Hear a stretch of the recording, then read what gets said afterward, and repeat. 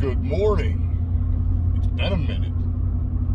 It's Tuesday, March 8th, 2022. I left my house last night. It was 57 degrees out. It is currently 28 and flurrying. Welcome to the Poconos, where you can get 3 seasons in one day. On the upside, it's light out. I'm going to turn this light off.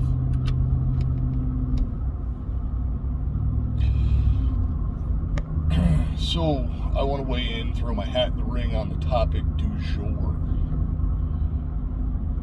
which is this whole Russia-Ukraine situation. Contrary to a lot of popular content providers, I'm not going to get into the who's right and who's wrong and who should have done what and what should we do. And I think it's a European problem. Let them fight it out amongst themselves and call it a day. I digress. That's as far into it as I'm going to get.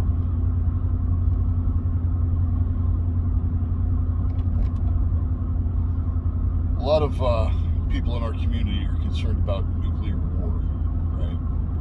Bombs falling around us everywhere, mushroom clouds, radiation fallout, all the apocalyptic hell that can unleash on us. Now, if you look over my shoulder here, you can see what's around me. Not a whole hell of a lot of anything. My concern is not somebody nuking the woods.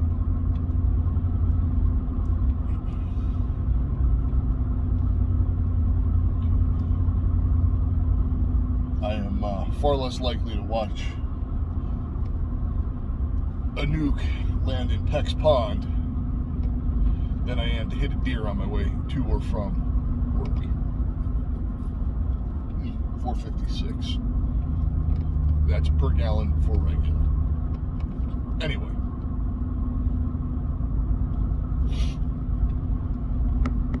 I am not concerned. Well, let me equivocate that. I am not as concerned about nuclear weapons landing around me as I am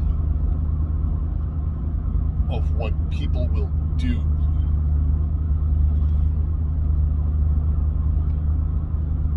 if nuclear weapons start landing on U.S. soil. Right? Based on where I'm located, short of dropping a huge weapon on Philadelphia or medium-sized weapon on Allentown, prevailing winds are going to take it kind of past me in a northeasterly direction.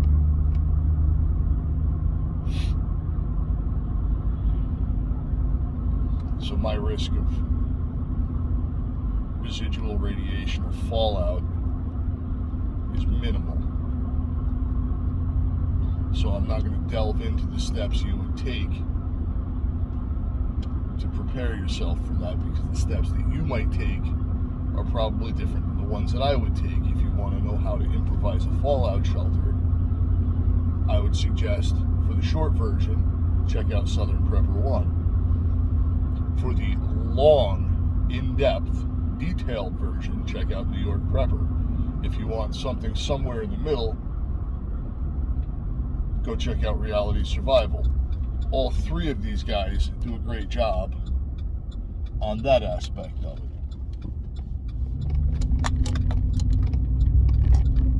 What I want you to think about is, what will people do? The reaction of the populace, right?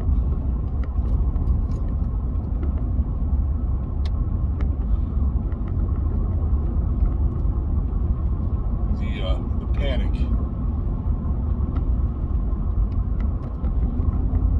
that'll ensue.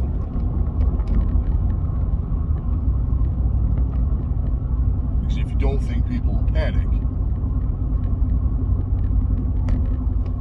delusional.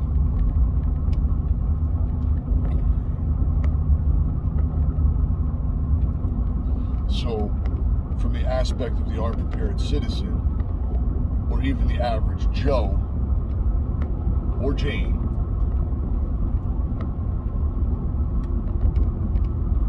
that wants to survive a potential nuclear attack, you have radiation from the bomb itself, the fallout, and anything residual from the fallout to think about, as well as your panicked neighbor.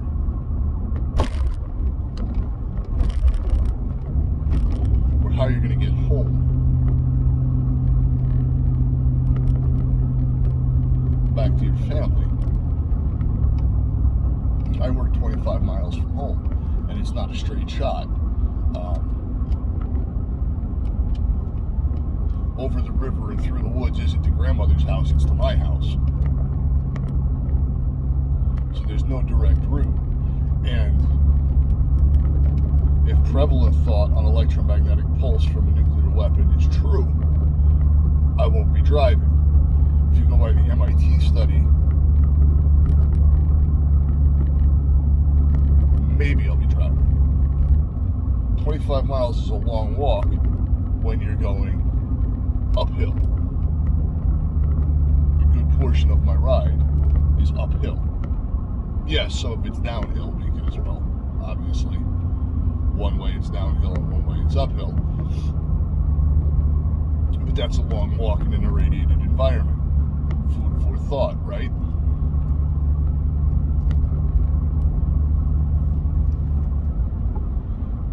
If you don't have food for food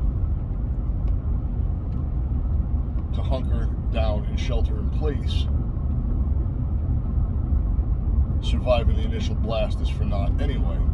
You don't want to starve to death, right? You don't want to die of dehydration.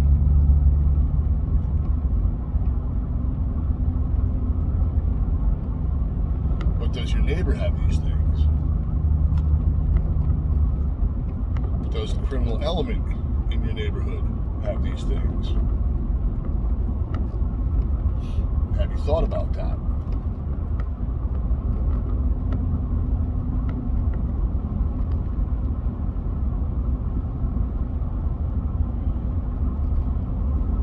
Have you thought about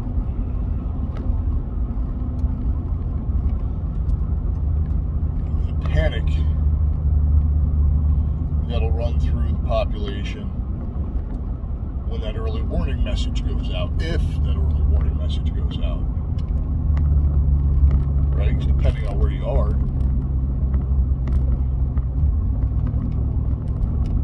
If no early warning message goes out, you may not know that something was hit until you see it on the news that day, or until you stop for groceries on the way home and it looks like Thunderdome at your local Price Chopper. If you have a local Price Chopper, that's my local grocery store.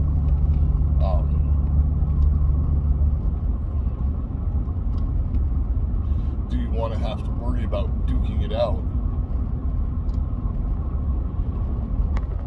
with the Karen around the corner for the last can of green beans on your way home? Or do you just want to get there, nestle into your shelter, and eat your last can of green beans, and your next can, and your next can, because you had the foresight to say, I'm going to have this stuff, I'm going to make sure it's secure, I'm going to make sure I have the means to protect it.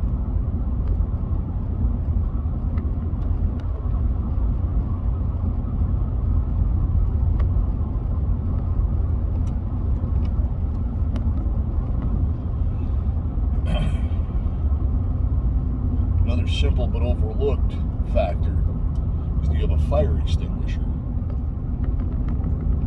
Do you have a couple of fire extinguishers? The heat from any blast, depending on how close you are, will set wood structures on fire.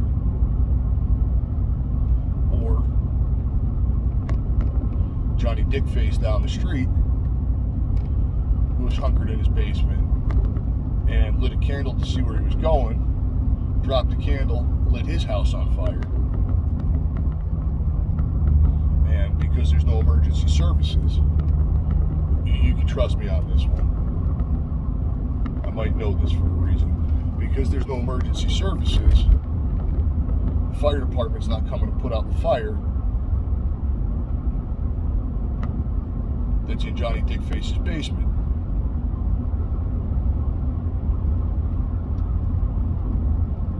Or even in your own, because accidents happen.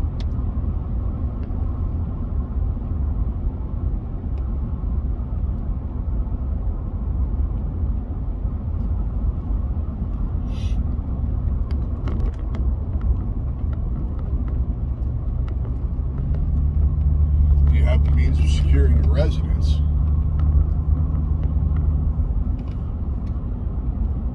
From Johnny Dickface, who ate his last can of tuna, poked his head out to come take yours? Do you have the means of defending your residence from Johnny Dickface, who ate his last can of tuna, and he's going to come take yours?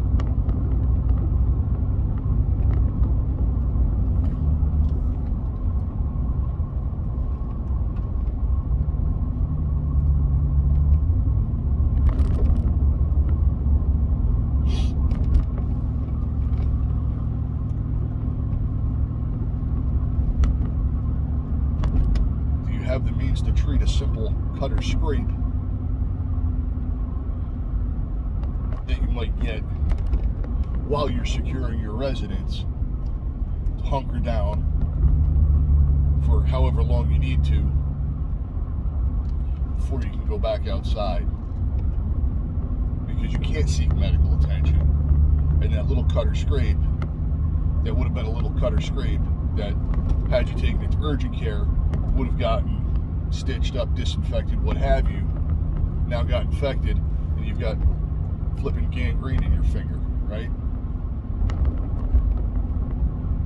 By the time you talk to your neighbor that's a doctor, you say, well, you're not going to be picking your nose with that finger for much longer.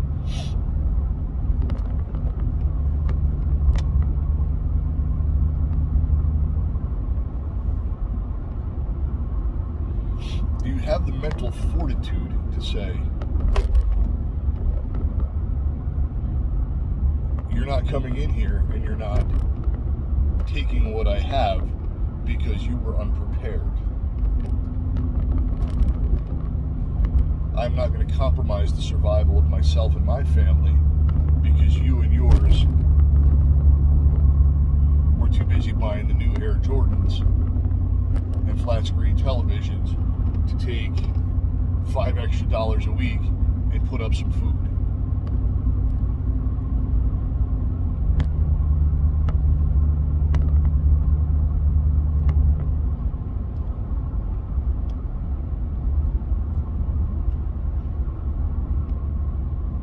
A lot of people don't have that.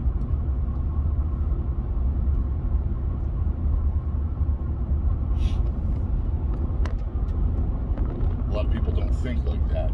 Oh, my neighbor will never come and try and take my stuff. You'd be surprised what people do when they're desperate and hungry.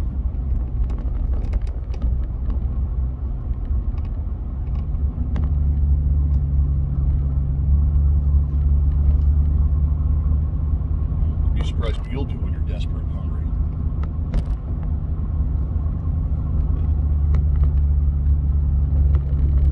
I had this discussion with a friend of mine many years ago, who is no longer a friend of mine. Told the story on my own on my old channel that had to reinforce the fact that my dogs were not on the menu.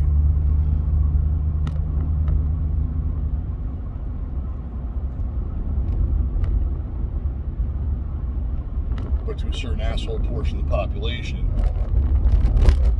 things like that are an option in their mind before they even need to be thought of as an option, or before the question comes up.